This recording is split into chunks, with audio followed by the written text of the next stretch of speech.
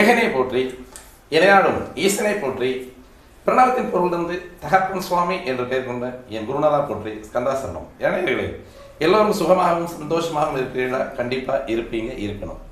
எல்லோருமே மனசுக்கு நிம்மதியாக வாழ கற்றுக்கலாம். அதுவே வாழ்க்கையின் மிக அருமருந்து. நீங்கள் நம்ம சேனலுக்கு பார்வையாளராக இருந்தீங்க அப்படின்ற மாதிரி இருந்தால் கண்டிப்பாக நம்ம சேனலுக்கு ஒரு சப்ஸ்கிரைப் பண்ணிக்க. நம்ம இந்த பதிவில் என்ன பார்க்க போகிறோம் அப்படின்னா, ஒரு ஜாதகருக்கு வரக்கூடிய வியாதி எப்போ வரும், அந்த வியாதி அந்த ஜாதகனுடைய ஆழ பதம் பார்க்குமா, இல்லை அந்த வியாதி வந்து விலகுமா அப்படிங்கிறத இந்த ஒரு ஜாதகத்தில் இந்த ஜாதகத்தை வந்து எடுத்துக்காட்டு ஜாதகமாக வச்சு நம்ம பார்க்கணும். பொதுவாக வியாதி அப்படின்னாலே 6ஆம் இடம் போகும். 6ஆம் இடம் தானே ருணரோக சத்ரு அப்படின்னு சொல்லக்கூடியது. அந்த ருணரோக சத்ரு ஸ்தானம் அப்படின்னு சொல்லக்கூடியது பாதிக்காமல் இருக்கணும். பொதுவாக அந்த ருணரோக சத்ருஸ்தானம் பாதிச்சிருந்தது அப்படின்னா அந்த காலகட்டங்களில் அந்த கிரகத்தினுடைய தசையோ அல்லது அதனுடைய லக்கணத்துக்கு நட்பு கிரகம் அல்லது பகை கிரகம் அப்படின்ற அந்தஸ்தில் வரக்கூடிய பகை கிரகத்தினுடைய தசையிலையோ அல்லது 6, 8, 12 கூடியவர்களுடைய தசையிலையோ அந்த வியாதி அப்படின்றது அந்த ஜாதகருக்கு வர்றதுக்கான வாய்ப்புகள் இருக்குது. அதே மாதிரி 8ஆம் இடம் அப்படின்னு சொல்லக்கூடியது மரணத்தை குறிக்கக்கூடிய இடம். ஆனால் இந்த 8ஆம் இடம் அப்படின்னு சொல்லக்கூடிய இடத்துல இந்த மரணத்தை குறிக்கக்கூடிய பாவம் அப்படின்னு சொல்லக்கூடியதில் அந்த பாவாதிபதியும் நல்ல பூரணத்துவத்தோடு இருக்கணும். ஒரு ஜாதகத்தில் எந்த கிரகமுமே அஸ்தங்கமும் கெட்டு போய் இருக்கக்கூடாது. அதுவும் ஒரு காரணம். இப்போ 8ஆம் இடம் அப்படின்னு சொல்லக்கூடியது எப்படி வருது அப்படின்னா, இது திடீர் விபத்துக்களை உருவாக்கக்கூடிய இடம். மான அவமானம். ஒரு அட்டமாதிபதியோட கேது சேர்றார், ஆனால் ஒரு அட்டமாதிபதியோட ராகு சேர்றார். ஒன்று கொலை செய்யப்படுவார், இல்லைன்னா இவர் தற்கொலை பண்ணிக்குவார். இதெல்லாம் வந்து அந்த கிரகங்களுடைய சேர்க்கை. அட்டமாதிபதி நீர் கிரகமான சந்திரன் கூட சேர்றது, நீர்நிலைகளில் வந்து அவருக்கு அந்த சிரமங்கள் கொடுக்கக்கூடிய ஒரு அமைப்புகள்லாம் வரும். அப்போது 12ஆம் இடம் அப்படின்னு சொல்லக்கூடியது, இந்த 12ஆம் இடம் ஒரு மனிதனுக்கு அவசர சிகிச்சை பிரிவை குறிக்கக்கூடிய இடம். அப்போ இந்த 6, 8, 12 பாவங்கள் தான் ஒரு மனிதனுடைய வியாதியை எந்த அளவுக்கு இண்டிகேட் பண்ணுறது அப்படின்றத அதான் சொல்லும். அப்போ அந்த இடத்துல ஒரு ஜாதகருக்கு 6ஆம் இடத்ததிபதியினுடைய தசையோ அல்லது பாதகாதிபதியினுடைய தசையோ அல்லது 8, 12 கூடிய ஒரு தசையோ நடந்தது அப்படின்னா, அல்லது அந்த 6, 8, 12 பாவகங்களில் அல்லது பாதகஸ்தானங்களில் ஒரு கிரகம் இன்னும் தசை நடத்துச்சுன்னா நம்ம இன்டிமேட் பண்ணிடலாம். இப்போது மருத்துவ விஞ்ஞானத்தில் கூடவுமே உடல் அப்படின்றத சொல்லணும். உடம்பு ஏதோ காய்ச்சலுக்காக போவோம் அல்லது வேறு ஏதாவது நீர்க்கடுப்புக்காக போவோம். அப்போ போகும் பொழுது டாக்டர் வந்து என்ன சொல்லுவார் அப்படின்னா, பிளட் டெஸ்ட் எடுத்துவாங்க அப்படிம்பார். Blood test, urinal test, motion டெஸ்ட்டெல்லாம் எடுத்து வர சொல்லுவார். எடுத்து வர சொல்லிவிட்டு அதை பார்த்துக்கிட்டே வருவார். அவங்களுடைய டயக்னோசிஸ் அப்படின்னு சொல்லக்கூடியது, அவங்களுடைய அனலைசைஸு எந்த அளவுக்கு வந்து அவருடைய பாண்டியத்துவம் இருக்கோ அந்தளவுக்கு வந்து கண்டிப்பாக அந்த பாண்டியத்துவத்துக்கு தகுந்த மாதிரி அவருடைய டயக்னோசிஸ் இருக்கும். ஒரு டாக்டர் வந்து அவர் என்ன வியாதிக்கு எடுத்து வர சொன்னார், அந்த நேரத்தில் எந்த பிரச்சனைக்காக நீங்கள் போனீங்களோ அந்த பிரச்சனையை மட்டுமே அவர் வந்து டெஸ்ட் பண்ணிட்டு கொடுத்துருவார். அதற்கு மேலே கொஞ்சம் அதிகமான அனுபவம் வாய்ந்த மருத்துவர் அப்படின்னா, அதில் ஏதோ ஒரு வியாதி இருக்கிற மாதிரி எனக்கு தோணுது, எதுக்கு 2 டெஸ்ட் எடுத்துவாங்க அப்படின்னு சொல்லிட்டு அந்த டெஸ்ட்டையும் எடுத்து மேலாம்பட்ச அந்த நடைமுறையில் இருக்கக்கூடிய அந்த மருத்துவ பரிசோதனைகள்லாம் எடுத்து பார்த்துட்டு அவருக்கு என்ன வியாதி இருக்குது அப்படின்றத சொல்லுவார். இது மருத்துவ விஞ்ஞானம். ஆனால் இதுக்கு என்ன பண்ணணும் அப்படின்னா, நம்ம உடம்புல ஏதோ ஒரு மாறுதல் வரணும். ஒன்று நார்மலாக வெளியே போயிட்டு இருக்கிறது போகாமல் இருக்கணும், அல்லது நார்மலாக வந்து நீர் போகிறது, மூத்திரம் போகிறதுங்கிறது வந்து போகாமல் ஏதாவது ஒரு 2 நாள் 3 நாள் பிரேக் ஆகிறது, அல்லது மூச்சு விடுறதுல சிரமம் ஆகிறது, அல்லது கண்ணில் வந்து புற ஒழுகிறது, பூழ ஒழுகிறது, இந்த மாதிரியான ஒரு நிலைகள் வரும் பொழுது நம்ம டாக்டர்கிட்ட போவோம். எமர்ஜென்சி தானே போவோம், சும்மா போய் டாக்டர்கிட்ட நம்ம போய் விளையாட்டுக்கு போய் காமிச்சிட்டு வர போகிறது இல்லையா.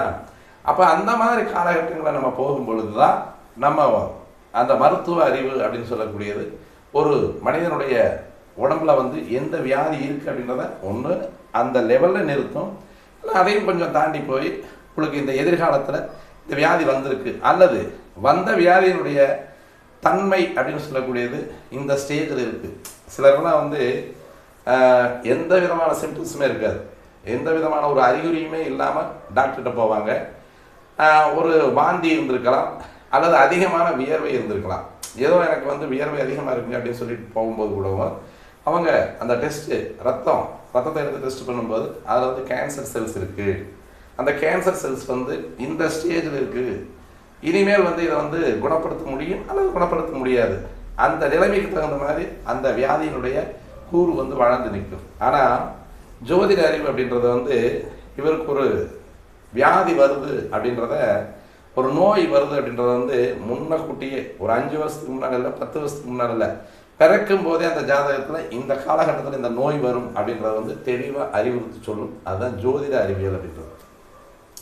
அப்போ இந்த ஜோதிட அறிவியலில் எந்தெந்த நிலைப்பாடுகளில் வந்து ஒரு மனிதனுக்கு வியாதி வரக்கூடும் அப்படின்றத நம்ம இந்த ஜாதகத்தை வச்சு பார்ப்போம். பொதுவாக 6ஆம் பாவம் அப்படின்னு சொல்லியிருக்கோம். 6ஆம் பாவம் தான் ருண ரோக சத்ருஸ்தானம் அப்படின்றது. இது ஜெனட்டிக்காக வரக்கூடியது, வம்சா வழியாக வரக்கூடியது. சிலருக்கு வந்து அப்பாவுக்கு ஃபைல்ஸ் இருக்கும், மகனுக்கும் அதே மாதிரி வரும். அப்பாவுக்கு சுகர் இருக்கும், மகனுக்கு அதே மாதிரி வரும். அதே மாதிரி அப்பாவுக்கு வந்து முதல்ல இப்போ வரல அந்த வியாதிக்கெல்லாம் மருந்து கண்டுபிடிச்சி நிறுத்திட்டாங்க. இப்போ அந்த டிஎன்ஏ சென்சிட்டிவ் மாற்றுறாங்க. ஏன்னா இப்போ வந்து காய்கறியில் சாப்பாட்டில் மியூட்டேஷன் அதிகமாக பண்ணி, அதாவது வந்து அதனுடைய வகைப்பாடுகளை வந்து வித்தியாசமான அந்த இணைவுகளில் கொண்டு வந்து என்ன பண்ணுறாங்க அப்படின்னா, இன்றைக்கு விதை எடுத்து நட்டு நம்ம இயற்கையாக செடி வளர்த்த முடியாத அளவுக்கு எப்படி தாவரங்களில் கொண்டு வந்தாங்களோ அது மாதிரி மருத்துவ முறையிலையும் கொண்டு வந்து நம்ம உடம்புக்குள்ளே இருக்கக்கூடிய அந்த ஜெனட்டிக் வியாதிகள் அப்படின்னு சொல்லக்கூடிய மூலம், அதேமாதிரி சுகருங்கிறது வந்து இப்போதைக்கு வந்தது, முதலையெல்லாம் சுகரெல்லாம் கிடையாது. அதே மாதிரி வந்து இரத்த சோகை அப்படின்னு சொல்லக்கூடியது, ரத்தத்தினுடைய அழுத்தம் அதிகம் அப்படின்றது, ரத்த கொதிக்குள்ள செத்து போயிட்டாங்க அப்படின்னு எல்லாம் சொல்லுவாங்க பழைய காலத்தில். அதாவது வந்து கிட்டத்தட்ட ஒரு 4 தலைமுறைக்கு முன்னால் அதெல்லாம் ஜெனட்டிக்காக வந்துக்கிட்டே இருக்கும். அதே மாதிரி வந்து இன்றைக்கு வந்து சுகர் அப்படின்றது வந்து அதிநவீன வியாதி தான், அது ஒன்றும் பெருசாக இல்லை. அதே மாதிரி வந்து அந்த டியூபர் குமர் அப்படின்னு சொல்லக்கூடிய அந்த டிபி அப்படின்னு சொல்லுது, ஈழை நோய் அப்படின்னு சொல்லுவாங்க. அது அவங்க அப்பாவுக்கு இருந்தாலும் அது அப்படியே பாரம்பரியமாக அந்த ஜெனட்டிக்கில் வந்து நமக்கு அந்த விந்தணுக்கள் வந்து நம்ம ஆரோக்கியமான, எந்த அளவுக்கு ஆரோக்கியமான விந்தணுக்கள் வருதோ அந்த அளவுக்கு தான் வரக்கூடிய ஜாதகருடைய உடல்நிலையும் உடல் தன்மையும் இருக்கும் அப்படின்றத உண்மை. அப்போ இது எல்லாமே வந்து ஜெனட்டிக்லேருந்து வரக்கூடிய வியாதியா அல்லது இந்த ஜாதகருக்கு இனிமேல் வரக்கூடிய வியாதி அப்படின்றத வந்து தெளிவாக சொல்லக்கூடியது அப்படின்றது வந்து 6ஆம் பாவம். அதுதான் ருணம், ரோகம், சத்ரு. ருணம் உடனுக்குடனே ஆகக்கூடிய ஒரு விஷயம். அந்த ருணம்ன்றது வந்து காயம், ஏதாவது அடிபட்டுது அப்படின்னா 8ஆம் பாவம் வேலை செஞ்சது, அது 8ஆம் பாவம் வீக்காக இருந்தது அப்படின்னா அந்த 8ஆம் பாவத்தில் நடக்கக்கூடிய நிகழ்வு அப்படின்னு சொல்லக்கூடிய விபத்து ருணமாக மாறும். ரோகம் அப்படின்னு சொல்லக்கூடியது இவங்களுடைய பூர்வாங்கத்திலிருந்து இவங்களுடைய பாரம்பரியமாக வரக்கூடிய அந்த நோயை குறிக்கக்கூடிய, அவங்களுடைய உடம்புலேயே இருக்கக்கூடிய நோயை குறிக்கக்கூடிய ஒரு அமைப்பு, அது ரோகம். அது சத்ரு அப்படின்றது வந்து எப்போ போல் அந்த நோய் வந்தாலே உடம்பு நமக்கு சத்ரு தான், நம்ம பேச்சு கேட்காது, நேரத்துக்கு நம்ம வந்து சாப்பிட முடியாது, பசிச்சு சாப்பிட முடியாது, பசி அதிகமாக இருந்தாலும் சாப்பிட்ற வாய்ப்புகள் இருக்காது. அப்போ அந்த ரோகம் வந்தாலே கண்டிப்பாக வந்து அந்த பத்தியம் சாப்பிட முடியாமல் போகிறது அப்படின்ற மாதிரியான ஒரு அமைப்புகள் எல்லாம் உண்டு. அப்போ இந்த ருணரோக சத்ருஸ்தானம் அப்படின்னு சொல்லக்கூடியது ஒரு மனிதனுக்கு பாதிப்படையலாமா அப்படின்னா கண்டிப்பாக பாதிப்படையக்கூடாது. இதுதான் வெற்றி ஸ்தானமும் கூட, ஜெயஸ்தானம் அப்படின்னு சொல்லக்கூடிய இடமும் அதுதான். அப்போது அந்த 6ஆம் பாவம் அப்படின்னு சொல்லக்கூடிய இடம் வந்து தெளிவான முறையில் ஒரு மனிதனுக்கு வந்து கெடுகிரகங்களால் பார்வை செய்யாமல் இருக்கணும். பொதுவாக குரு பார்க்காம இருந்தாலும் கூட நல்லது தான். ஏன்னா குரு பார்க்குற இடத்துக்கு வந்து விருத்தி பண்ணுவார் அப்படின்னு சொல்லும். அப்போ இந்த குரு பார்க்கக்கூடிய இடத்துக்கு விருத்தி பண்ணுறது அப்படின்னா 6ஆம் பாவாதிபதி கொஞ்சம் கெட்டு போயிருந்தார் அப்படின்னா குரு வந்து வியாதியை உற்பத்தி பண்ணிவிடுவார். இங்கே தான் புதுசாக வரக்கூடிய சர்க்கரை நோயெல்லாம் வரும். குரு கெட்டிய சவ்வுகளுக்கு வந்து காரகத்துவம் எடுக்கக்கூடிய கிரகம் அப்படின்றதுனால உடல் நோய் வர்றதுக்கான வாய்ப்புகள் இருக்குது. அதே மாதிரி இறைப்பை அதில் நோய்கள் வர்றதுக்கான வாய்ப்புகள் இருக்குது. அதே மாதிரி இருதயம் அப்படின்னு சொல்லக்கூடிய சதைப்பகுதிகளில் வந்து அந்த கெட்டித்தன்மை வர்றதுக்கான வாய்ப்புகள் எல்லாம் குரு 6ஆம் இடத்தை 8ஆம் இடத்தை பார்வை பண்ணும் பொழுது இந்த வியாதிகள் எல்லாம் வரும். அதே மாதிரி எதன் மூலமாக உள்ள வரும் அப்படின்றத நம்ம பார்த்தோம் அப்படின்னா 8ஆம் பாவத்தினால வந்து அடி விழுகும், மேலே இருந்து கீழே விழுகிறது. இதெல்லாம் 8ஆம் பாவத்தில் வரக்கூடிய ஒரு காரக குணங்கள். மலை மேலேருந்து கீழே விழுகிறான், கட்டடத்துலேருந்து தவறி விழுகிறான். அதாவது வந்து இப்போ ஒரு பாதகாதிபதியோட 8ஆம் சேர்ந்து தசை நடத்திட்டு இருந்தார் அப்படின்னா கண்டிப்பாக அவர் வந்து கட்டடத்துலேருந்து ஒரு 4 மாடி கட்டடம் 5 மாடி கட்டடத்தில் ஏதோ ஒரு விஷயத்துக்காக ஏறி இருப்பார், அல்லது லிஃப்டில் ஏறி இருப்பார், இல்லை இவர் வந்து படிக்கட்டிலே கூட ஏறி இருப்பார். அந்த இடத்துல போய்ட்டு அதாவது தலைகிருன்னு வந்து டக்குன்னு கீழே விழுந்து மேலே மாடியிலேருந்து குதிச்சு சாகிறது, அல்லது வந்து மாடியிலேருந்து தவறி விழுந்து சாகிறது அப்படின்றதெல்லாம் வந்து 8ஆம் பாதகாதிபதியோடு சேர்ந்து தசை நடத்தக்கூடிய காலங்களில் இந்த மாதிரியெல்லாம் வரும். அதற்கடுத்து வந்து கிரகம் ஒன்று கெட்டாலும் அதன் வழியாக உள்ள வரும். அதாவது வந்து உடம்புக்குள்ள எதிர்பார்த்தல் அப்படின்னு சொல்லக்கூடிய விஷயம் இல்லை அப்படின்னா கண்டிப்பாக அந்த உடம்புக்குள்ளே ஏதோ ஒரு வியாதி நுழையிறதுக்கான வாய்ப்பு இருக்குது. அப்போ 9 கிரகங்கள் வந்து ஒரு ஜாதகருக்கு வந்து கெடாமல் இருக்கணுமா, நீச்சமாகாமல் இருக்கணுமா, 6, 8, 12 மறையாமல் இருக்கணுமா, அஸ்தங்கமாகாமல் இருக்குமா?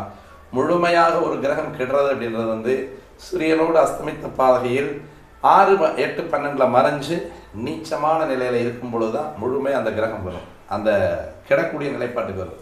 அந்த கெடக்கூடிய நிலைப்பாட்டில் இருக்கக்கூடிய கிரகம் பொதுவாக புதன் கெட்டிருக்காருன்னு வச்சுக்கோமே, முதல்ல தோளில் வரும், சின்னதாக அரிப்பு அப்படின்ற மாதிரி லேசாக சொரிஞ்சு விடுவோம்.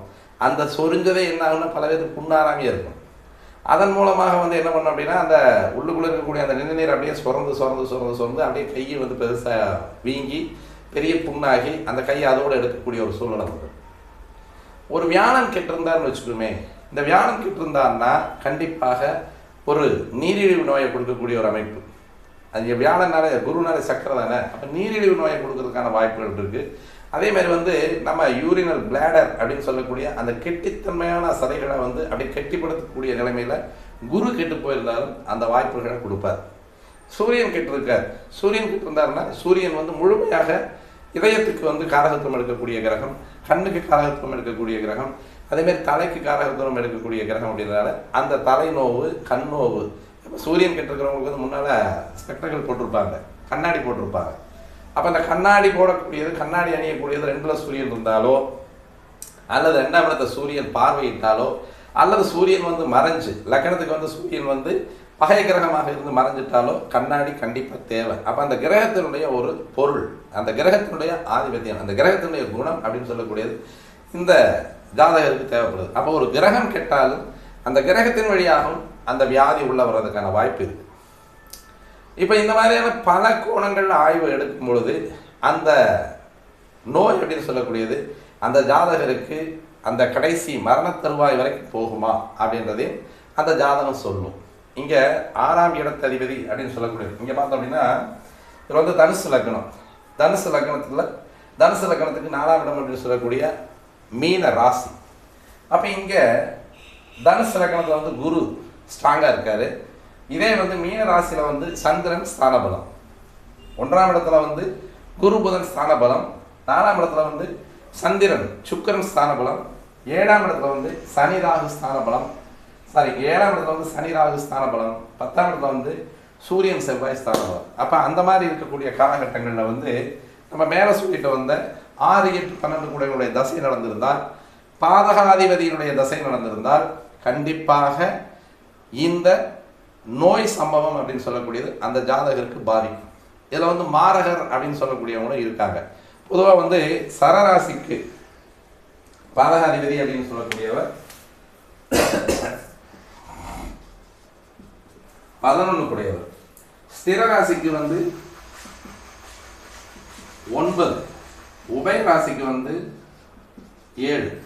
இதில் மகா கடுமையாக பாதிக்கக்கூடிய ராசிகள் அப்படின்னு சொல்லக்கூடியது வந்து உபயராசிகள். இந்த 4 காரணங்களில் இருக்கக்கூடிய உபயராசிகள் அப்படின்னு சொல்லக்கூடியவங்களுக்கு தான். அதுலேயுமே இந்த தனுசு லக்னம் அப்படின்னு சொல்லக்கூடிய இந்த ஒரு லக்னத்துக்கு மட்டும், இந்த ஒரு ராசிக்கு மட்டும்தான் அந்த பாதகாதிபதி அப்படின்னு சொல்லக்கூடியவர் கடுமையான பாதிப்பை தரக்கூடிய கிரகமாக இருக்கு இந்த புதன். இந்த காரணம் அப்படின்னு சொல்லக்கூடியது இந்த குரு புதன் அப்படின்னு சொல்லக்கூடியவர்கள்.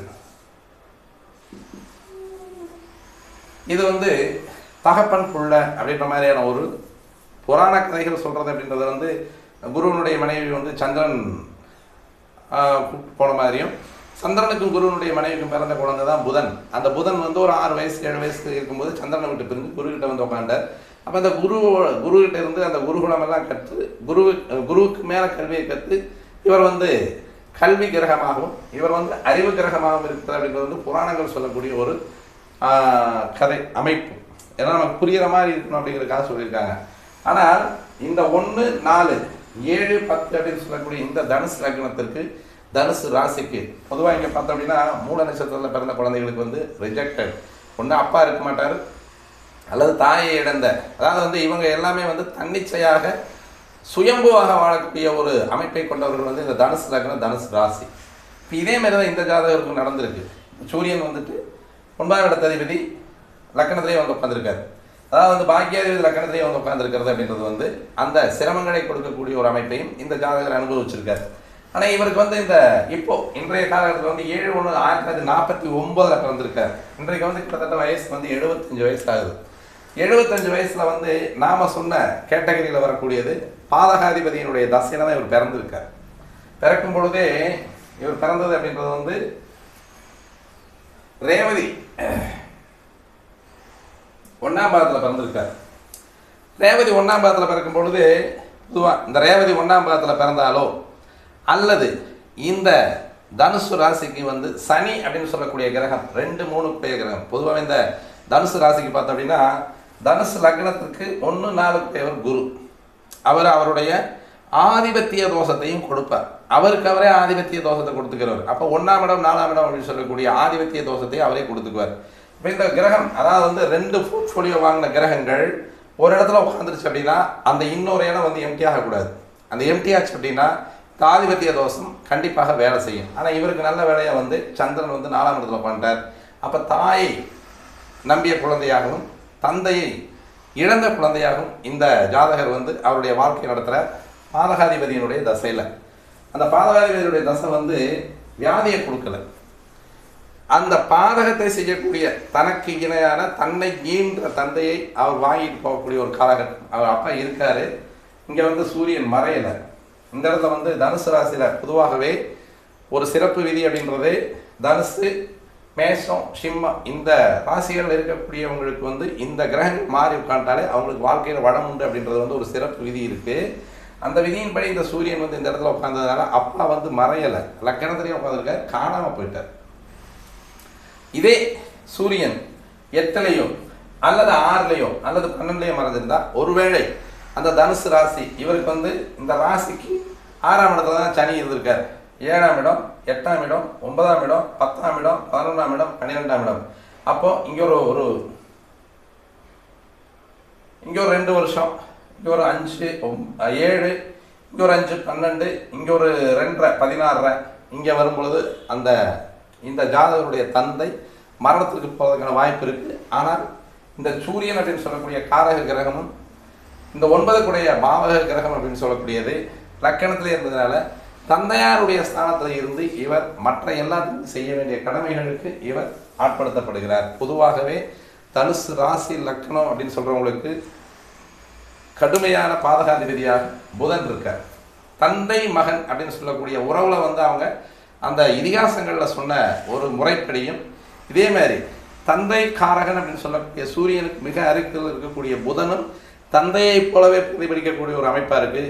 அதே மாதிரி பிள்ளை அப்படின்னு சொல்லக்கூடிய சனியின் பக்கத்தில் இருக்கக்கூடிய குருவும் பிள்ளையை போலவே அவருடைய காரகத்துவத்தை வெளிப்படுத்துகிறாங்க. இதுதான் அவங்க முழுமையாக பாதகாதிபதிகளாக மாறக்கூடிய ஒரு அமைப்பு.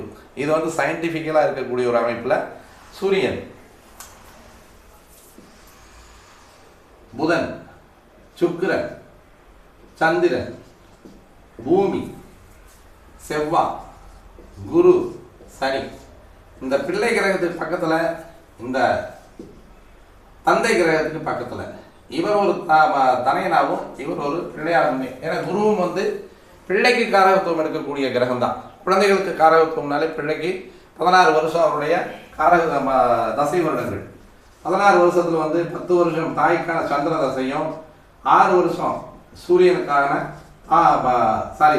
10 வருஷம் சந்திரனுக்கான தாய் தசையும் 6 வருஷம் சூரியனுக்கான தந்தை தசையும் சேர்ந்து 16 வருஷங்கள் வந்து குரு வந்து தசை நடத்துவார். இதுதான் சயின்டிஃபிக்காக இருக்கக்கூடிய ஒரு அமைப்பில் இந்த கிரகமும் அந்த கிரகமும் யூஸ்வலாகவே ரெண்டுமே வந்து ஈகோ கிராஷிங் அப்படின்னு சொல்லக்கூடிய கிரகங்களாக இருக்கிறனால தான் இந்த தனுசு மீன லக்னங்களுக்கு புதன் முழுமையான பாதகாதிபதியாக. நான் என்னுடைய அனுபவத்துக்கு தனுசு லக்னத்தில் பிறந்தவங்களுக்கு புதன் தசை வரும் பொழுது கண்டிப்பாக மாரகத்தை கொடுக்கறது, பாதகத்தை கூட கொடுக்கறது கிடையாது. பாதக அதிபதியாக தான் இருக்கேன், அந்த பாதகத்தை மட்டுமா கொடுத்துருப்போம் அப்படின்னு சொன்னோம்னா கண்டிப்பாக நான் பாதகத்தை கொடுக்கறதுக்கு வர்றதில்ல, மாரகத்தையே கொடுப்பேன் அப்படின்றது வந்து புதன் தசை புதன் புத்தி ஆரம்பிக்கும் பொழுது ஒரு 60 வயசு 65 வயசு என்னுடைய குருநாதர் வந்து அப்படி தான் ஒரு சின்ன சிரமத்தில் வந்தார். நான் சொன்னேன், அவருடைய கணக்குக்கு சொன்னார். என்ன சொன்னார் அப்படின்னா, என்னுடைய வயசை சொல்லு, சும்மா இருந்திருக்கலாம் ஒரு பாவம். அவர் திடீர்னு இருந்து அவர் ஒரு உடம்பு சரியில்லாமல் தான் போயிட்டு இந்த பேஸ் மேக்கர் வச்சுட்டு வந்தார். ஒரு 61 வயசு, 61 வயசில் அவர் வந்து இறக்கக்கூடிய வயசில் இருந்தாலும் வந்து அவர் அந்த செயற்கை இதயம் அப்படின்னு சொல்லக்கூடிய பேஸ் மேக்கர் வச்சுட்டு வந்தார். வச்சுட்டு வந்துட்டு அப்புறம் வண்டி ஓட்டுறதுக்கு இல்லை, அப்புறம் யாரும் டிரைவர் போட்டு ஓட்டுற மாதிரி ஓட்டிகிட்டு இருந்தார். அவருக்கு அப்போ அந்த நேரத்தில் வந்து கரெக்டாக சனி தசை முடிஞ்சு புதன் தசை ஆரம்பிக்கக்கூடிய காலம் அது. அதே மாதிரி வந்து அவர் ராசி வந்து ரிஷபராசி, தனுசு லக்னம். அந்த ரிஷபராசிக்கு பக்கத்தில் வந்து ராகு ட்ராவல் பண்ணிட்டு வெளியே வந்துட்டு இருக்கார். ஜென்மத்தில் ராகு இருக்கார். சனி அப்போ வந்து இந்த இடத்துல வந்துட்டு இருக்கார். இங்கே வந்து மகர லக்னத்தில் சனி, இந்த இடத்துல வந்து ராகு இங்கே நம்ம அந்த பேண்டமிக் பீரியடில் வந்து ராகு இங்கேருந்து இங்கே வர்றாரு, சனி இங்கேருந்து இங்கே ஏறார். அப்போது இந்த ரிஷப ராசிக்கு 7, 8, 9 பாக்கிய சனியாகவும் 9, 10 குடையனாக இருந்து 9ஆம் இடத்துல சனி போகக்கூடிய ஒரு காலகட்டம் வந்துட்டு இருக்கு. அவர் சும்மா இருக்க மாட்டாமல் என்கிட்ட ஒரு கேள்வியை கேட்குறார். என்னுடைய கணக்கு எப்படின்னு சொல்லு அப்படின்னு சொல்கிறார். நான் யதார்த்தமாக வந்து நான் அவருடைய ஜாதகம் வந்து இங்கே இந்த ஒரு டீட்டெயில் மட்டுமே எனக்கு தெரியும். டக்குன்னு நான் என்ன சொல்லிட்டேன், முதல்ல வந்து பாதகாதிபதியினுடைய தசை வருது, அந்த புத்தியில் பார்ப்போம், அதற்கப்புறமா அது வந்து நமக்கு ஆயுள் நீடிச்சிருந்ததுன்னா அப்புறமா பார்க்கலாம் அப்படின்ற ஒரே வார்த்தையில் சொல்லி நான் நிறுத்திட்டேன். ஆனால் அவர் என்ன சொன்னார் அப்படின்னா, எனக்கு ரிஷபராசி, எனக்கு 3ஆவது சுற்று ஏழரசனி நெருங்கும் பொழுதும், என் பேரப்பிள்ளைக்கு முதல் சுற்று வந்து அவனுக்கு ஏழரசனி வரும் பொழுதும் அவனும் ரிஷபராசி, என் பையனும் ரிஷபராசி, அவனுக்கு ஏழரசு, 3 பேருக்கு குடும்பத்துக்குள்ள 3 பேருக்கு ஏழரசனி அப்படி நெருங்கும் பொழுது மட்டும்தான் எனக்கு மரணம் வரும். அப்போ வந்து நான் வந்து இங்கே ஒரு 5 வருஷம், இங்கே ஒரு 5 வருஷம், இங்கே ஒரு 2.5 வருஷம், 12 வருஷம் நான் இன்னும் வந்து இருப்பேன் அப்படின்னாரு. தாராளமாக நான் வந்து எதுவுமே நான் அதில் மறுப்பு சொல்கிறதுக்கெல்லாம் இல்லை. ஆனாலும் பாதகாதிபதியே இவ்வளவு கடுமையான பாதகத்தை தருகிறார்கள் அப்படின்றது வந்து தனுசு ராசிக்கு இந்த இயற்கையின் வாயிலாக பார்க்கும்பொழுது அந்த சூரியனுக்கு மிக நெருங்கிய பகையில் இருக்கக்கூடியவர், அதாவது வந்து ரொம்ப பக்கத்தில் இருக்கக்கூடியவர் வந்து புதன். இங்கே வர்ற இங்கே சூரியன், இந்த சூரியனுக்கு ரொம்ப பக்கத்தில் இருக்கிறதுனால அதனுடைய தன்மை அப்படின்னு சொல்லக்கூடிய சூரியனை போலவே இருக்கு. அப்போ காரக கிரகமாகவும் செயல்படுறார் தனுசு ராசிக்கு. தனுசு லக்னத்துக்கு வந்து அந்த ஆதிபத்தியமாகவும் இருக்காரு, அதே மாதிரி காரக கிரகமாகவும் இருக்காரு. அந்த காரக கிரகம் இவருக்கு சூரியன் வந்து இங்கே உட்கார்ந்துருக்காங்க.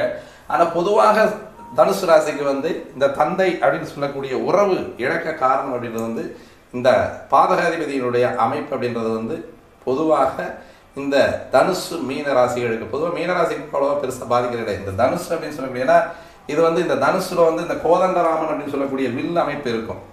இது வந்து அந்த தந்தை இழந்து தந்தைக்கு புத்திர தோஷத்தை கொடுக்கக்கூடிய ஒரு அமைப்பு. அதனால் இங்கே வந்து குரு ஸ்ட்ராங் ஆயிடுறாரு அப்படின்னா பிள்ளை தந்தையை இழக்க வேண்டிய ஒரு அமைப்பில் தான் இந்த தனுசு ராசி, தனுசு லக்னத்துக்கு வந்து இந்த அமைப்பு வருது. அப்போ இந்த பாதகாதிபதியுடைய தசையில தான் வந்து அவர் இறந்துருக்கார். 15 வருஷம் 6 மாதம், 17 வருஷம் 6 மாதம் 17 நாள் இருந்திருக்கு புதன் தசை. அப்போது அந்த 17ஆவது வயசுக்கு முன்னாலேயே தந்தை பிரிகிறாரு. தந்தை எங்கேயோ வெளியே போயிடுறாரு. அப்புறம் அதுக்கு பின்னால் இன்னும் வந்து சேரவே இல்லை. ஏன்னா இந்த தந்தைக்கான கிரகம் அப்படின்றது வந்து இது ரெட்ரோகிரேஷனாக இருக்கிற வாய்ப்பே கிடையாது இல்லையா. பாவாதிபதி அப்படின்னு சொல்லக்கூடியவரும் அவர் தான். அப்போ அது போனது தான், திரும்ப அது ஒன்வே மாதிரி தான், ரிட்டர்ன் கிடையாது, 2வே இருக்க வழியே கிடையாது. தனுசு லக்னம் தனுசு ராசிக்கு. அப்போ பாதகாதிபதியினுடைய தசையில் அவர் என்ன பண்ணார் அப்படின்னா தந்தையை இழக்கக்கூடிய காலகட்டத்துக்கு வர்றார். அப்போ தாய் கிரகம் அப்படின்னு சொல்லக்கூடியது ஒரு ஜாதகத்தை வந்து சூரியனும் சந்திரனும் இருந்தாலே அவங்க வந்து பாதுகாப்பாக வளர்க்கப்பட வேண்டிய, பாதுகாப்பாக வளரும் குழந்தைகள் அப்படின்னு சொல்லக்கூடியது. ஆனால் இங்கே வந்து இவர் அட்டமாதிபதியாக இருக்கார். பொதுவாகவே பார்த்தோம்னா தனுசு ராசி, தனுசு லக்னத்துக்கு வந்து யாருமே சுபர் வந்து அதிகமாகவே கிடையாது. இங்கே வந்து தனுசு ராசிக்கு வந்து 1, 4 கூடியவர் குரு, 2, 3 கூடியவர் தான் 4 கூடியவர் சனி. அதே மாதிரி வந்து 5, 12 கூடியவர் ஆகிறார் செவ்வாய். இங்கே வந்து முழுசாக வந்து முழுமையான ஒரு சுபகிரகத்தை நம்ம பார்க்க முடியல, அதாவது லக்கணத்துக்கு சுபகிரகமாக பார்க்க முடியல. அதே மாதிரி வந்து இங்கே 6, 11 கூடியவராக இருக்க சுக்கிரன். இங்கே அதுவும் வந்து கான்ட்ராவர்சியான கிரகங்கள், 2 கிரகங்களுமே வந்து மாறுபட்ட தன்மைகளை கொண்ட கிரகங்களாக இருக்காங்க, குருவும் சுக்கிரனும். இது பாதகாதிபதி 7, 10. இங்கே அட்டமாதிபதி. இங்கே ஒரே ஒரு கிரகம் மட்டும்தான், இந்த சூரியன் மட்டும்தான் தனுசு ராசி லக்னத்தை பொறுத்த வரைக்கும் யோகாதிபதியாக வரக்கூடியவர் அவர் மட்டும்தான். அப்போ அந்த சூரியன் கெடாமல் இருக்கும் பொழுது அல்லது லக்னாதிபதி கெடாமல் இருக்கும் பொழுது தான் தந்தையை இழக்காத ஒரு வாய்ப்பை இந்த தனுசு ராசி லக்ன நேயர்கள் வந்து பெறதுக்கான வாய்ப்பு. அப்போ இவருக்கு அப்போ வியாதியை கொடுக்கல, அப்போ வந்து சின்ன சின்ன வியாதிகள் வந்திருக்கு, இருந்தாலும் அது வந்து அப்படியே சமாளிச்சு வெளியே வந்துருச்சு. புதனுக்கு எடுத்து வரக்கூடிய கேதுல வந்து சுத்தமாகவே 7 வருஷம் அந்த இந்த கேது இங்கே வாங்கியிருக்கக்கூடிய சாரம் பார்த்தோம்னா சுவாதி சாரம் வாங்கியிருப்பார். கேது வந்து சுவாதி 1ஆம் பாவத்தில் இருக்கார். இந்த கேது வந்து 11ஆம் இடத்துல இருக்கும் பொழுது இவருடைய வாழ்க்கையை இவரே திறம்பட நடத்தக்கூடிய ஒரு அமைப்பை வந்து 11ஆம் இடத்துல இருக்கக்கூடிய லாபஸ்தானத்தில் இந்த கேது வந்து இவருக்கு கொடுத்துருக்கார். அடுத்து வந்து கேது தசை முடிஞ்சு சுக்கிர தசை. இவர் வந்து 6, 11 கூடியவர். இந்த போர்ட்ஃபோலியோவில் இருக்கக்கூடிய கிரகமும் இவருக்கு அந்த ருணரோகத்தை தந்திருக்குன்னு, அந்த நோயை தந்திருக்குன்னு, அல்லது சிரமத்தை கொடுத்துருக்கக்கூடிய ஒரு வாய்ப்பை வந்து இந்த சுக்கிரன் கொடுத்துருக்குன்னு. ஆனால் இதில் ஒரு மிகப்பெரிய ஒரு அருமையான ஒரு சூட்சமம். அதே மாதிரி வந்து இந்த சுக்கிரன் கெடாமல் இருக்கக்கூடிய ஒரு அமைப்பு. ஆனால் மாந்தியோடு சேர்ந்திருக்காரு. மாந்தியோடு சேர்ந்தாலும் கேட்டை 4ஆம் பாவத்தில் வந்து இங்கே உட்காந்து மீண்டும் தன்னுடைய வீட்டை திரும்பி பார்க்கக்கூடிய சுக்கிரனாக இருக்கிறதுனால அந்த 6ஆம் பாவம் இவருக்கு வந்து அந்த சுக்கிர தசையில் செயல்படுறாங்க.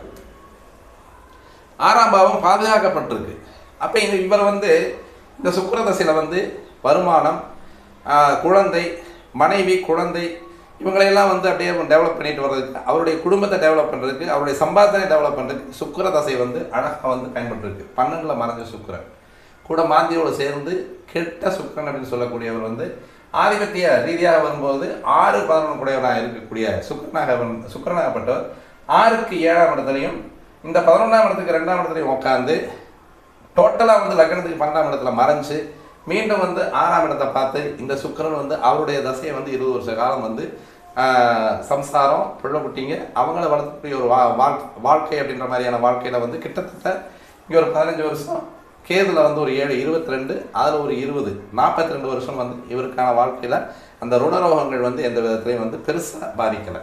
அப்போ வந்து கோச்சாரத்தில் சனி வந்துட்டு இருப்பார் இல்லையா, சனி வந்துட்டு இருப்பார், குரு வந்துட்டு இருப்பார், ராகு கேதுக்கள் வந்து அவங்க வந்துட்டு இருப்பாங்க. அது வந்து லக்னத்துக்கு வர்றதும் ராசிக்கு வர்றது அப்படின்றது வந்து இயற்கையான ஒரு வழிமுறைகள் வந்துட்டு இருக்கும்.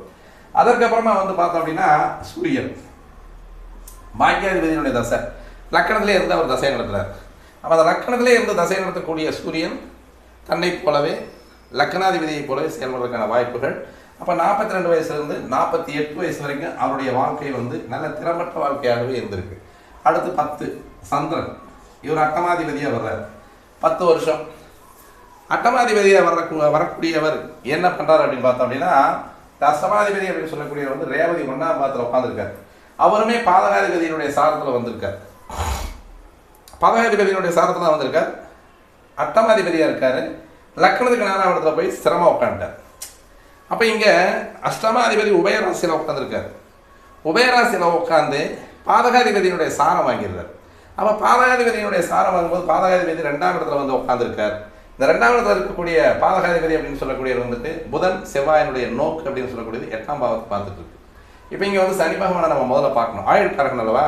அப்போ அந்த ஆயுள்காரகன் அப்படின்னு சொல்லக்கூடியது வந்து 9ஆம் பாவத்தில் போயிட்டு வக்கரமாய் உட்காந்துடுறாரு.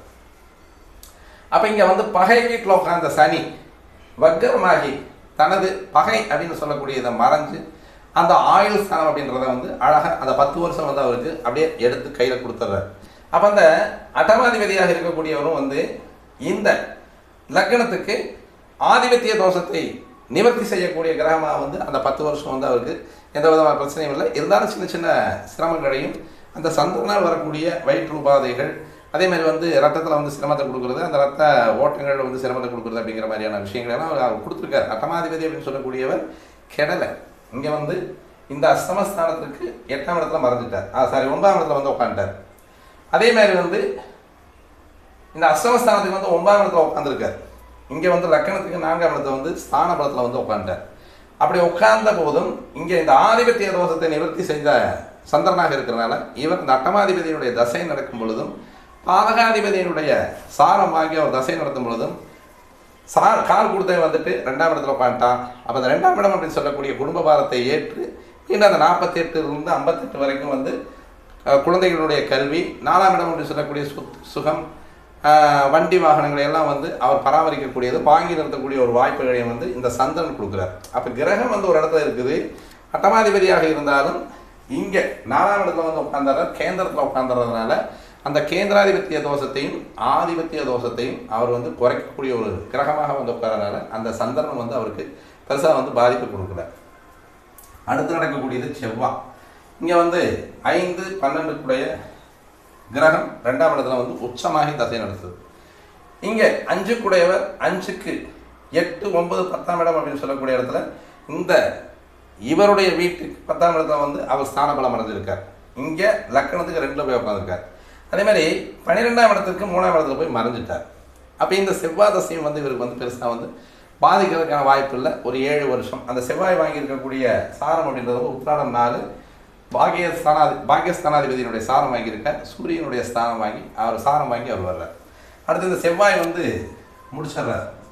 இப்போது அட்டமாதிபதியினுடைய தசையிலையும் வந்து பிரச்சனை வரல, பாதகாதிபதியினுடைய தசையும் வந்து அவருக்கு பிரச்சனை வரல. இப்போ ராகு தசை தொடங்குது. ராகு தசை அப்படின்னு சொல்லக்கூடியது பூர்வ புண்ணிய ஸ்தானம் அப்படின்னு சொல்லக்கூடிய இடத்துல வந்து அவர் நின்று தசை நடத்த ஆரம்பிக்கிறார். அவர் வந்து வாங்கியிருக்கக்கூடிய சாரம் வந்து அசுபதி 3ஆம் பாதத்தில் உட்காந்துருக்கார். அசுபதி 3ல் உட்காந்துருக்கார். இப்போ வயசு கிட்டத்தட்ட வந்து 58 ஒரு 7 65 வயசு முடிஞ்சு இதில் ஒரு 14 3 17 ஒரு 4 3 4 7 ஒரு 3 10 வருஷம் கிட்டத்தட்ட 75 வருஷம் இப்போ நடந்துட்டு இருக்கு. 75வது வயசுல ராகு தசையில் புதன் புக்தி இப்போதான் பாதகாதிபதி வேலை செய்கிறார். இந்த பாதகாதிபதி யாருடைய காலில் உட்காந்துருக்காருன்னு பார்த்தோம்னா இங்கே பாக்யாதிபதியினுடைய காலில் உட்காந்துருக்காரு. இப்போதான் அந்த பிரச்சனைகள் வருது. இது வரைக்கும் எங்கடா பிரச்சனை போச்சு, அத்தமாதிபதி வேலை செய்யலை, பாதகாதிபதியை வந்து எந்த விதத்துலையும் தீண்ட முடியல அப்படின்ற போது இங்கே தான் கர்மா வேலை செய்யுது. ஏன்னா ராகு கேதுக்கள் எப்பவுமே வந்து கர்மாவை தாங்கிய கிரகங்களாக வர்றாங்க. இவங்க வந்து முற்பிறவி, தற்பிறவி, இனிமேல் வரக்கூடிய பிறவி, இந்த 3 பிறவிகளுக்குமே வந்து கர்ம வினைகளை கணக்கிடக்கூடியவர்கள் வந்து ராகு கேதுக்கள் அப்படின்னு சொல்லக்கூடிய கிரகங்கள். அப்போ ஒரு மனிதனுக்கு ராகு தசை நடக்கும் பொழுது அவனுடைய உயிர் பயம் ஒன்று இருக்கணும், அல்லது அவனுடைய தந்தையுடைய உயிர் பயம் ஒன்று இருக்கணும் அப்படின்றது வந்து ராகு கொடுக்கக்கூடிய இன்டிமேட். அப்போ அந்த ராகு தசையில் ராகு புக்தி இது வந்து அசுபதி சாரம் அப்படின்றனால 11ஆம் இடத்து அதிபதியாக வந்துடுறார். அதுவும் வந்து 6ஆம் இடத்து அதிபதியுடைய சாரம் மீண்டும் வந்து அவர் அங்கே பார்த்துட்டு இருக்கிறனால 6ஆம் இடம் பாதிக்கப்படலை. அடுத்து வந்து குரு லக்கண 4 குடையவராக போயிட்டார். அவர் வாங்கியிருக்கக்கூடிய சாரம் மூலம் அதுவும் இங்கே வந்து இங்கே சுற்றி இங்கே போயிடுச்சு, 6ஆம் இடம் பாதிக்கலை. அடுத்து வந்து சனி அவர் வாங்கியிருக்கக்கூடிய சாரம் அப்படின்னு பார்த்தோம்னா மகன், அதுவும் இங்கே போயிடுச்சு, பாதிக்கலை. அடுத்து வரக்கூடிய புதன் அப்படின்னு சொல்லக்கூடியவர் தான். இந்த புதன் வந்து என்ன பண்ணார் அப்படின்னா உத்திராட 4ஆம் பாதம் அப்படின்னு சொல்லக்கூடிய சூரியனுடைய சாரம் வாங்கி சூரியன் லக்கணத்தில் போய் உட்காந்துருக்கு. இங்கே தான் ராகு அப்படின்னு சொல்லக்கூடிய கர்மாவை சஞ்சித கர்மா அப்படின்னு சொல்லக்கூடிய முற்காலத்தில் இவருடைய பிறவியில் இவருக்கு மூத்தார்களுடைய பிறவியில் செஞ்ச இவருடைய தாத்தா அப்பா தாத்தாவுக்கு செஞ்ச கர்ம வினைகள் இங்கே தான் வந்து வியாதியாக வருது. 5ஆம் பாவம் அப்படின்னு சொல்லக்கூடிய பொதுவாக புத்திஸ்தானம் அப்படின்னு சொல்லுவோம். இங்கே புத்திஸ்தானாதிபதி போயிட்டு 2ல் உட்காந்துருக்கார். கனெக்டிவ் எப்படியாதுன்னு பார்த்தோம்னா ரொம்ப சூப்பராக வந்து கனெக்ட் ஆகும். 5ஆம் இடம் அப்படின்னு சொல்லக்கூடியது புத்தி, சிந்தனை, யோகம், அதாவது வந்து யோக நிஷ்டைன்னு சொல்லுவாங்கள்ல, ஆன்ம நிலைக்கு போகக்கூடியது, யோசிக்கக்கூடியது, பஞ்சபூதங்களோடு நம்ம தொடர்பு கொள்ளக்கூடிய ஒரு அமைப்பு அப்படின்னு சொல்லக்கூடிய புத்திஸ்தானம் அப்படின்னு சொல்லக்கூடிய இடத்துல ராகு போய் உட்கார்றார். அதே மாதிரி அந்த பஞ்சபூதங்களை அறியக்கூடிய தன்மை அந்த ராகுக்கு உண்டு, ராகு கேதுக்களுக்கு உண்டு. அவர் என்ன சாரம் வாங்கியிருக்காருன்னா கேதுவனுடைய சாரம் வாங்கியிருக்கார். அவரும் இங்கே 11ஆம் இடம் அப்படின்ற துலா ராசியில் உட்காந்து சுக்கிரனுடைய வீட்டில் உட்காந்துருக்கார். டெபாசிட்டர் வந்து மீண்டும் இங்கே 12ஆம் இடத்துல மறைஞ்சு 6ஆம் இடத்தை பார்க்குறாரு. இங்கே இந்த வழியாக தான் இப்போ தான் வியாதியை கொடுக்குறாரு. இப்போ இந்த ராகு தசை நடத்தி அந்த ராகுனுடைய தசையில் அதாவது பாக்கியாதிபதியினுடைய சாரம் வாங்கிய பாதகாதிபதி அப்படின்னு சொல்லக்கூடிய புதன் புக்தி நடத்தும் பொழுது இங்கே இந்த புதனுக்கான வேலையும் நடக்குது, சூரியனுக்கான வேலையும் நடக்குது. அப்போ இந்த இடத்துல வந்து அவருக்கான வியாதி என்ன வரும் அப்படின்றத நம்ம யோசிக்கணும். கொஞ்சம் சிந்திச்சோம் அப்படின்னா சூரியன் உட்கார்ந்துருக்கக்கூடிய இடம்ன்றது வந்து லக்கணம் அப்படின்னு சொல்லக்கூடிய இடம் தலைப்பகுதி. அதே மாதிரி சூரியன் அப்படின்னு சொன்னாலுமே தலைப்பகுதி தான். அப்போ சூரியனுடைய சாரத்தில் பாதகாதிபதி உட்கார்ந்துருக்கார். இப்போ எந்த கிரகத்தினுடைய வழியாக உள்ள கொண்டு வர்றாரு பாருங்க. பாக்யாதிபதி வழியாகவே நான் உன்னால் வந்து உனக்கு என்னால் வியாதியை கொடுக்க முடியும்னு சொல்லக்கூடியவர் தான் பாதகாதிபதியாக இங்கே இருக்கார். அப்போ சூரியனுடைய வாயிலாகவே இந்த லக்னத்துக்கு சூரியனுடைய அமைப்பு அப்படின்னு சொல்லக்கூடிய தலைப்பகுதியில் தான் கட்டியே கொண்டு வருவார். ஏறக்குறைய கிட்டத்தட்ட வந்து ஒரு 6-7 சென்டிமீட்டர் அளவுக்கு வந்து கட்டியே கொண்டு வருவார். அப்போ இங்கே வந்து தலையில் பெரிய லெவலில் கட்டி வந்து மூளையை போட்டு அழுத்தும் போது என்ன ஆகும் அப்படின்னா புத்தி பேதலிக்கக்கூடியது, கிட்டத்தட்ட வந்து பிரெயின் டியூமர் அப்படின்னு சொல்லக்கூடிய ஒரு அமைப்பு தான் வந்துடுறார். அதாவது வந்து தன்னுடைய நிலை மறந்து தன்னுடைய நாம் எப்படி இருக்கோம் அப்படின்ற ஒரு நிலை மறந்து தான் அவர் வந்து செயல்பட்டு இருக்காரு.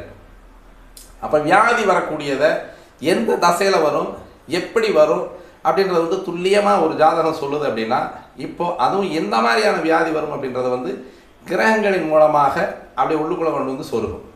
அப்போ இங்கே ஏன் சூரியன் மூலமாக கொண்டு வருதுன்னா, இந்த சூரியன் கிட்ட குருவை வந்து அப்படியே மெதுவாக உள்ளே வந்து அஸ்தமிப்பு கொண்டு போயிட்டார்.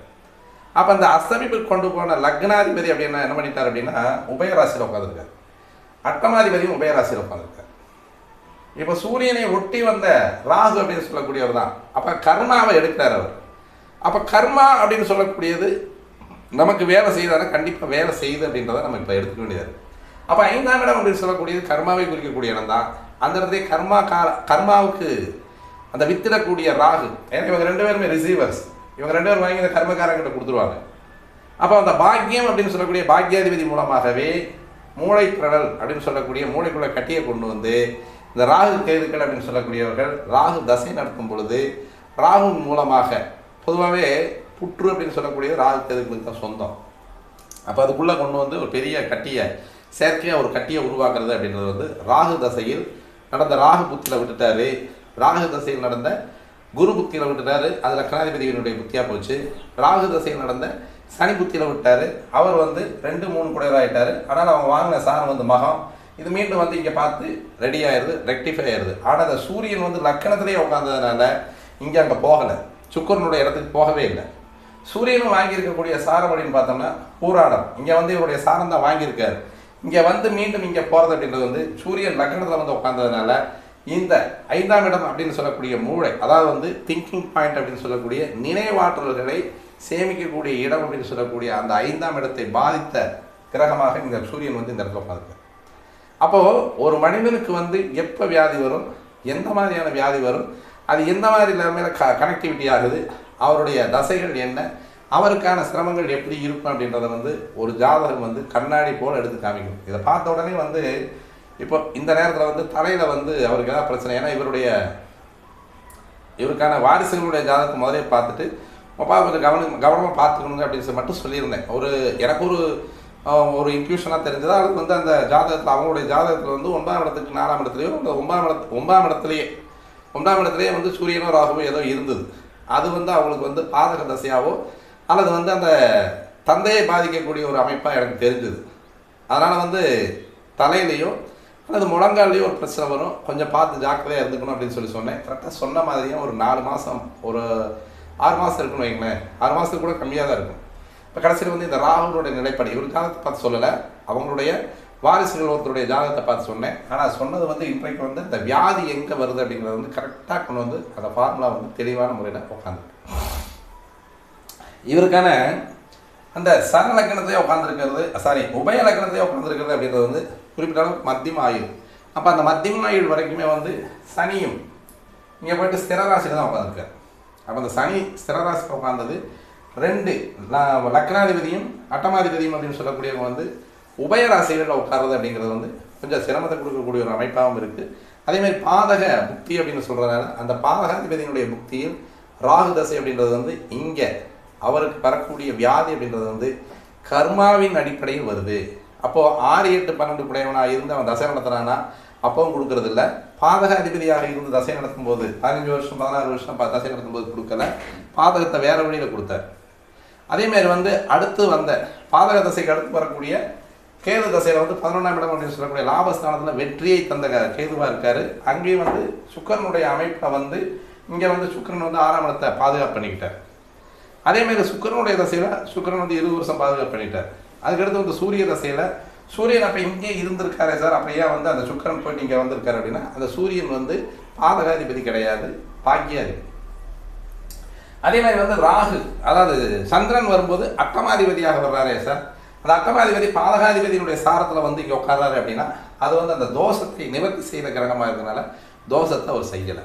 அதற்கடுத்து வந்து அந்த ராகு அப்படின்னு சொல்லக்கூடியவர் தான் அந்த தோஷத்தை கொடுக்குறார், அந்த சஞ்சீத கர்மாவை எடுக்கிறார். அவருக்கு வரக்கூடிய இந்த பிராப்தத்தில் அவர் எந்த மாதிரியான ஒரு நிலைப்பாட்டில் இறக்கணும் அப்படின்றத சொல்கிறார். அதற்கு வந்து பாதகாதிபதி வந்து தெளிவான முறையில் அவருக்கு வந்து சப்போர்ட் பண்ணுறாரு. அந்த வியாதியை வந்து அவங்க கொடுக்குறாங்க. அப்போ இதுக்கு வந்து ரெமெடியான ஒரு நிலைப்பாடு இருக்குது அப்படின்னு பார்த்தோம் அப்படின்னா, இந்த புதன் அப்படின்னு சொல்லக்கூடியவர் வாங்கியிருக்கக்கூடிய சாரம் அப்படின்றது வந்து பாக்கியாதிபதியுடைய சாரம் வாங்கியிருக்காரு. பாக்கியாதிபதி வந்து 6 குடையவருடைய சாரம் வாங்கியிருக்காரு. அந்த 6 குடையவர் அப்படின்னு சொல்லக்கூடிய சுக்கிரன் வந்து கேட்டை 11 குடையவருடைய சாரம் வாங்கியிருக்காரு. மீண்டும் இந்த கேது வந்து புதனுடைய சாரம் பாதகாதிபதியினுடைய சாரம் வாங்கியிருக்காரு. அந்த பாதகாதிபதி வந்து மீண்டும் அவர் உட்காந்துருக்கிறது உத்திராடம் அப்படின்னு சொல்லக்கூடிய 4. அப்போ இங்கே வர்றது வந்து பூராடம் 6, 9 இந்த மாதிரியான கிரகங்களுடைய நிலைப்பாடு வர்றதால ஓரளவுக்கு இவருக்கு அந்த மருந்து அப்படின்னு சொல்லக்கூடியது இந்த லெவலாக வேலை செஞ்சது அப்படின்னா ஒரு உயிர்த்துவம் அப்படின்னு சொல்லக்கூடியது நிலைப்புக்கு வரக்கூடிய ஒரு அமைப்பு இருக்குது. ஆனால் இந்த நேரத்தில் வந்து இந்த ராகு மீனராசிக்குள்ளே நுழைஞ்சிடுறாரு. இந்த ராகு தசாநாதன் அப்படின்னு சொல்லக்கூடிய ராகு மீனராசிக்குள்ளே நுழைஞ்சிடுறாரு. கோச்சாரம் வந்து இங்கே வேலை செய்ய ஆரம்பிச்சிருக்கு.